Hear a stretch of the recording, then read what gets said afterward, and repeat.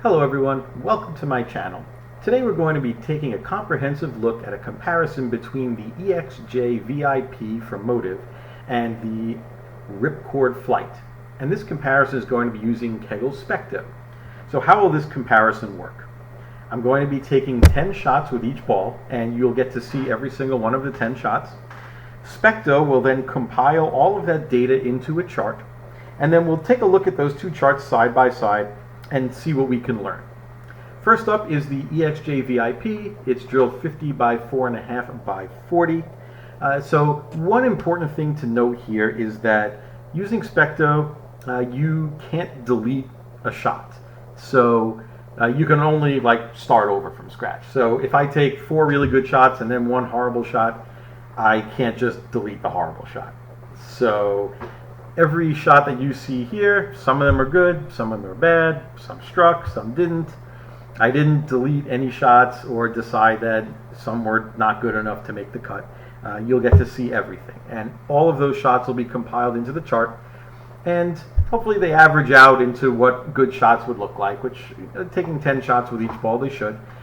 And so we'll take a look. So the ExJ VIP is a limited edition ball. It comes out actually today as the release date, October 14th, 2020. And this ball uses the core from the Octane, a previous release from MOTIV, which is one of EJ Tackett's favorite balls. And it uses the Infusion Pearl cover that's been on the Supra, and the higher volume versions were on both the Jackal Flash and the Trident Nemesis. So the VIP is it's a pearl, but it's not a go long and snap, crazy kind of pearl.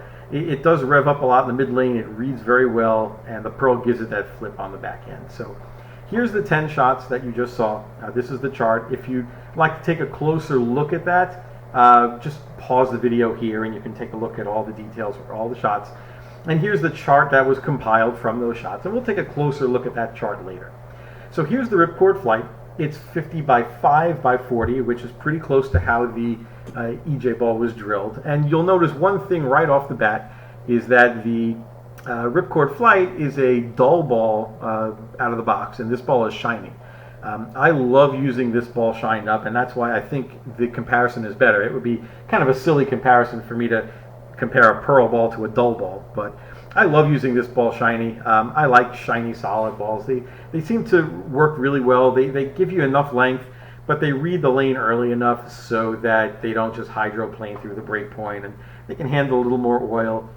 This cover is a souped up version of the cover that's on the Venom Shock, which obviously is one of MOTIV's best balls ever. So the cover is something that's proven to work, and I will use this ball as a shiny type of benchmark ball, and the VIP would be a ball that I might go to after this one. So it'll be interesting to see the comparison between the two, and what the differences would be when you're looking at a ball you might start with when you need a little length versus a ball that you might go to, depending on how much length there is. So these were the 10 shots that I threw.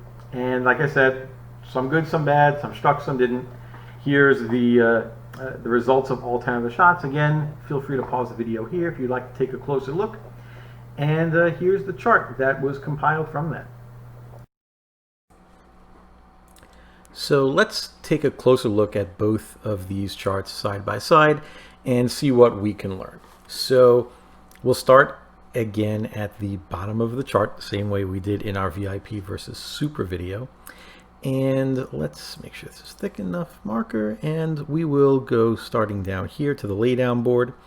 For the VIP, you can see the average was the 29 board, and for the Ripcord Flight, 28.6. So about a half a board difference, with the Ripcord Flight being a little to the right.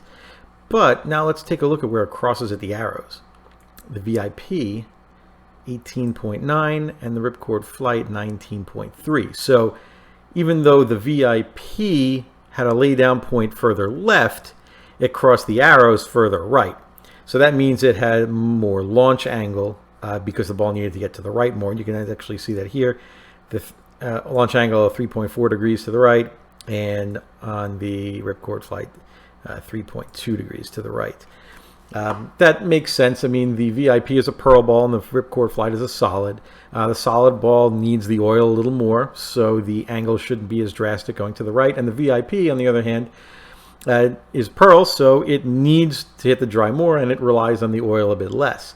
So this is a ball you're going to want to get to the dry a little more and a little sooner than the Ripcord Flight.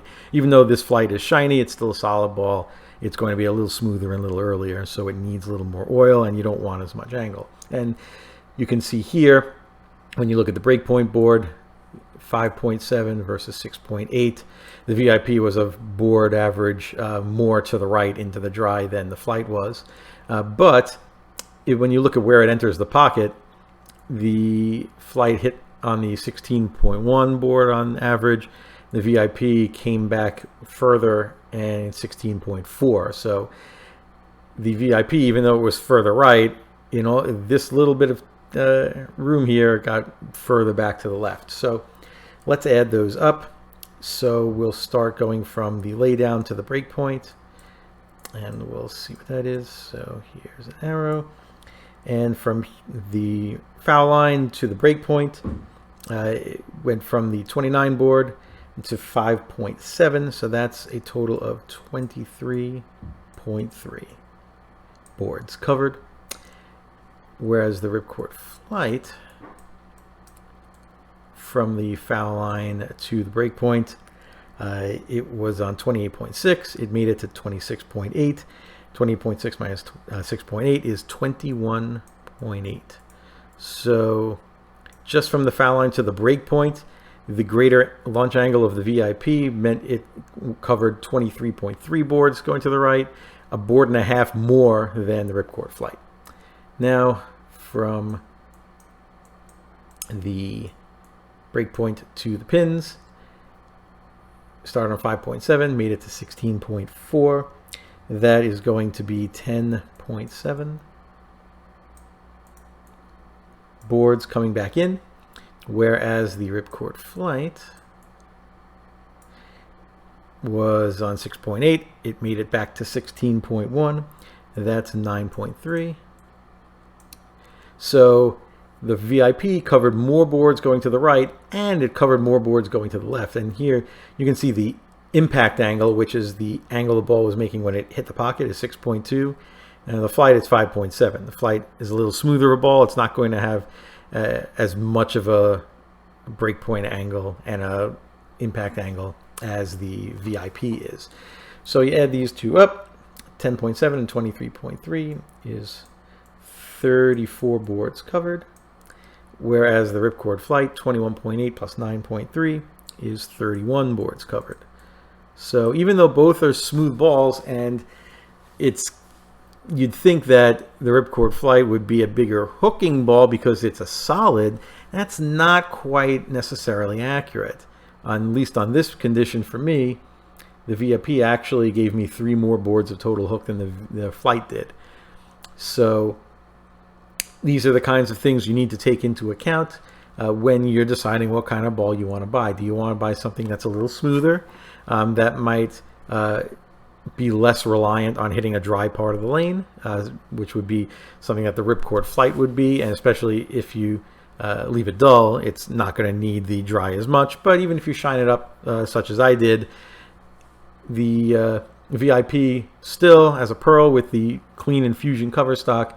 It's going to save a lot more energy. It's going to bump left to right a lot more, and it's going to hit that dry and make a bigger angle back. So these are the kinds of things that you can learn by using Specto to compare your ball reactions. If you have it in your bowling center, take advantage of it. Maybe you'll learn something about your equipment and your game that you didn't know either, and that's how we get better, isn't it? So I hope you enjoyed this look at a comparison between the ExJ VIP and the Ripcord Flight. Thanks to Motive Bowling as usual, and also thanks to Carlos Tabone here at the Kegel Connection Pro Shop down here in South Florida for setting me up on the Specto so I can make this video. If you like it, please give me a thumbs up and consider hitting the subscribe button. You can opt into notifications about when my future videos go live. Until next time, thanks a lot. See you later.